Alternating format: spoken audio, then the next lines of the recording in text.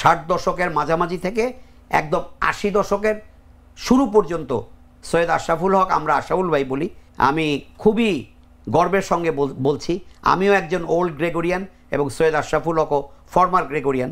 But যদিও আমরা বলি once a Gregorian always a Gregorian, Saint Gregory স্কুলের গর্বিত ছাত্র। আশরাফুল ভাই হচ্ছেন এটার আমি বলবো যে পুরোধাত। আপনি জানেন সৈয়দ আশরাফুল হক এসিসির প্রধান নির্বাহীও ছিলেন এবং তার যেটাকে আমরা বলি ইন্টারন্যাশনাল ক্রিকেট কানেকশন, ভারতে বিসিসিআইয়ের সঙ্গে সম্পর্ক, পিসিবির ঊর্ধ্বতন কর্মকর্তাদের সঙ্গে সম্পর্ক, লঙ্কান বোর্ড তখন খুব একটা ইম্পর্টেন্ট ফ্যাক্টর না, ইসিবি ইংল্যান্ড এবং Wales cricket association, cricket Australia, এইগুলোর সঙ্গে তার সখ্য যোগাযোগ সম্পৃক্ততা সংশ্লিষ্টতা ছিল অনেক। আশরাফুল ভাই আমাদেরকে আন্তর্জাতিক ক্রিকেট অঙ্গনে বাংলাদেশকে মেলে ধরেছিলেন আগে থেকেই। আশরাফুল ভাইয়ের আমি বলবো যে ব্যক্তিগত যোগাযোগ Australia, England, Bharat, New Zealand, Pakistan, এই 5টা দেশের নৈতিক এবং পরোক্ষ প্রত্যক্ষ সমর্থন ছাড়া আপনি ওই সময়ে টেস্ট স্ট্যাটাস প্রাপ্তির কোনো সুযোগ ছিল না। সেই দেশগুলোকে একত্রিত করেছিলেন সৈয়দ আশরাফুল হক। এর সঙ্গে ছিলেন তৎকালীন বিসিবি প্রধান সাবের হোসেন চৌধুরী। এখানে তিনি আওয়ামী লীগ করতেন না কি করতেন এভাবে চিন্তা করার কোনো অবকাশ নেই। সাবের ভাই একজন ভিশন নিয়ে এসছিলেন এবং আমি বলবো যে ক্রিকেট বোর্ডে বাংলাদেশের প্রথম ভিশন নিয়ে পা ফেলা মানুষটার নাম হচ্ছে সৈয়দ আশরাফুল হক। সেকেন্ড ম্যান হচ্ছেন সাবের হোসেন চৌধুরী। এবং আশরাফুল হকের যে জায়গাটায় কমতি ঘাটতি ছিল, কারণ আশরাফুল ভাই তো পলিটিক্যাল ম্যান না, আপনি জানেন বাংলাদেশে না শুধু পৃথিবীর সব দেশে ক্রিকেট ফুটবলকে পৃষ্ঠপোষকতা করতে গেলে অর্থ এবং সরকারি পৃষ্ঠপোষকতা করা ছাড়া এগিয়ে নিয়ে যাওয়াটা খুব কঠিন। সাবের হোসেন চৌধুরী নিজে প্রতিষ্ঠিত ব্যবসায়ী এবং চট্টগ্রামের একটা সম্ভ্রান্ত মুসলিম পরিবারের সন্তান। তিনি পলিটিক্যালি ইনভলভ ছিলেন, তখনকার সরকার আওয়ামী লীগের সঙ্গে মন্ত্রীও ছিলেন, তিনি বোর্ড প্রেসিডেন্টও ছিলেন। তিনি সৈয়দ আশরাফুল হককে সরকারের পক্ষ থেকে পৃষ্ঠপোষকতা করার ব্যাপারে এশিওর করেছেন এবং দেশে যে লজিস্টিক সাপোর্টগুলো দেয়ার সেগুলো দেওয়ার চেষ্টা করেছেন। এই দুইজনের মূলত, বাট দুইজনই তো একটা ক্রিকেট বোর্ড না, এর আগে এবং পরে আরো অনেক মানুষ আছেন, আমি ধারাবাহিকভাবে তাদের নাম বলবো। তারা যোগাযোগ করলেন তৎকালীন আইসিসি প্রেসিডেন্ট ভারতের জগমোহন ডালমিয়ার সঙ্গে। ইট ওয়াজ জগমোহন ডালমিয়া, আমি বলবো তার বদান্যতা, জগমোহন ডালমিয়ার উৎসাহ, বলতে পারেন যে আমাদেরকে তিনি টেস্ট স্ট্যাটাসটা উপহার দিয়েছেন। কারণ সৈয়দ আশরাফুল হক যতই আন্তর্জাতিক ক্রিকেট বিশ্বে দেন দরবার করে বাংলাদেশের পক্ষে নৈতিক সমর্থন আদায় করুন না কেন, সাবের হোসেন চৌধুরী সরকারের সঙ্গে কাঁধে কাঁধ মিলিয়ে হাতে হাত মিলিয়ে যতই লজিস্টিক সাপোর্ট দেন না কেন, এশিওর করেন না কেন, আইসিসি যদি বাংলাদেশকে দিতে না চাইতো সেটা তো দেয়ার কোনো সুযোগ এবং সম্ভাবনা ছিল না। ইট ওয়াজ জগমোহন ডালমিয়া, যিনি ক্যালকাটা বেসড, বাট ডালমিয়া কিন্তু বাঙালি নন বেঙ্গলি।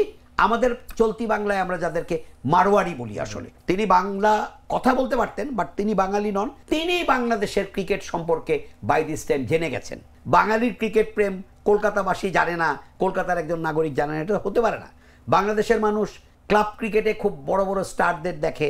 ঢাকার ক্লাব ক্রিকেট তো তখন তুঙ্গে, 80-90 দশকের ঢাকার ক্লাব ক্রিকেট ওয়ার্ল্ডের ওয়ান অফ দ্য ফাইনেস্ট এবং কম্পিটিটিভ ক্লাব ক্রিকেট ছিল, যেখানে ওয়াসিম আকরাম, অর্জুন রানাতুঙ্গার মতো মানে ওয়ার্ল্ড কাপের সুপারস্টার, নেইল ফেয়ারব্রাদারের মতো প্লেয়ার, এরকম অজস্র প্লেয়ার খেলে গেছে। কাজেই জগমোহন ডালমিয়া মনে করলেন যে না, বাংলাদেশকে দিয়ে দেওয়া যায়। বাট জগমোহন ডালমিয়ার জায়গায় সাবকন্টিনেন্টের বাইরে কেউ থাকলে আমরা ঠিক 2000 সালে টেস্ট স্ট্যাটাস পেতাম কিনা আমার সন্দেহ আছে।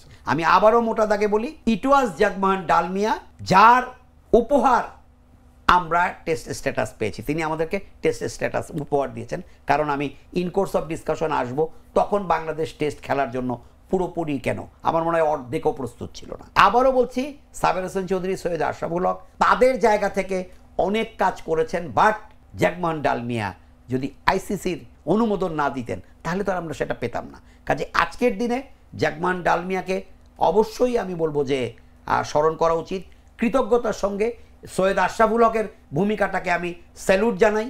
তিনি আমাদের সবার শ্রদ্ধেয় এবং বাংলাদেশে একজন আউটস্ট্যান্ডিং ক্রিকেট অর্গানাইজার। তিনি বাংলাদেশের টপমোস্ট ক্রিকেটারদের একজন, সুপার ক্রিকেট ব্রেন। বাট আজকের দিনে আমি তাকে একটা অভিনন্দন জানাতে চাই, সালাম জানাতে চাই। At the same time it was Saber Hossain Chowdhury also খুব বড় এবং কার্যকর ভূমিকা রেখেছেন। তিনিও বাংলাদেশের টেস্ট প্রাপ্তিতে আশরাফুল হকের ইন্টারন্যাশনাল কানেকশন, ক্রিকেট ডিপ্লোমেসি, সাবের চৌধুরীর লোকাল গভর্নমেন্টকে সোজা কথা একীভূত করা এবং ক্রিকেটের ব্যাপারে গভর্নমেন্টের সাহায্য সহযোগিতাটা নিশ্চিত করা, এই সব কাজে সাবের ভাই অনেক দক্ষতার পরিচয় দিয়েছেন। সে কারণেই আমরা আসলে সম্মিলিত প্রচেষ্টাতেই আমরা টেস্ট স্ট্যাটাস পেয়েছি। হয়তোবা আমরা সেভাবে এগুতে পারিনি, বাট আমি মনে করি যে মূলত এই 3 জন লোকের কথা আজকের দিনে স্মরণ রাখতে হবে। এর আগেও বাংলাদেশের ক্রিকেট অগ্রযাত্রায় হুট করে কিছু নাম নয়, যেগুলো নাম আজকের দিনে না বললেই নয়। অবশ্যই আমি বলবো রেজাই করিম, বাংলাদেশ ক্রিকেট বোর্ডের ফর্মার ট্রেজারার ছিলেন, 70 দশকে শুরু করেছেন। আমিনুল হক মনি, এই দুজনের কথা না বললেই নয়, যিনি 91 থেকে 96 ক্রিকেট বোর্ডের জেনারেল সেক্রেটারি ছিলেন, ঢাকা মোহামেডান ক্লাবের কর্মকর্তা, অন্তপ্রাণ ক্রিকেট প্রেমী মানুষ। এদের কথা যদি আমি না বলি, রেজা ভাই, মরহুম মাজহারুল ইসলাম দামাল, এদের কথা না বললে, আমিনুল হক মনির কথা না বললে, তানভীর হায়দারের কথা না বললে, এই ধরনের ক্রিকেট অন্তপ্রাণ সংগঠকরা ছিলেন বলেই কিন্তু আজকে আহমেদ সাজ্জাদুল আলম ববির কথাও মনে হয়। তার সঙ্গে আরও অনেকে আছেন যারা বাংলাদেশের ক্রিকেট টেস্ট স্ট্যাটাস পাওয়ার পেছনে যথেষ্ট ভূমিকা রেখেছেন। কাজে আমি যদি তাদের নাম না বলি, তাহলেও কিন্তু সত্যি যারা অবদান রেখেছেন তাদের নাম বলা যাবে না। বাট আমার মনে হয় অনেকগুলো ক্রিকেট অন্তপ্রাণ মানুষের সম্মিলিত প্রচেষ্টার ফসল হচ্ছে test status. But of course Syed Ashraful Haque এবং সাবের হোসেন চৌধুরী সবার চাইতে এগিয়ে।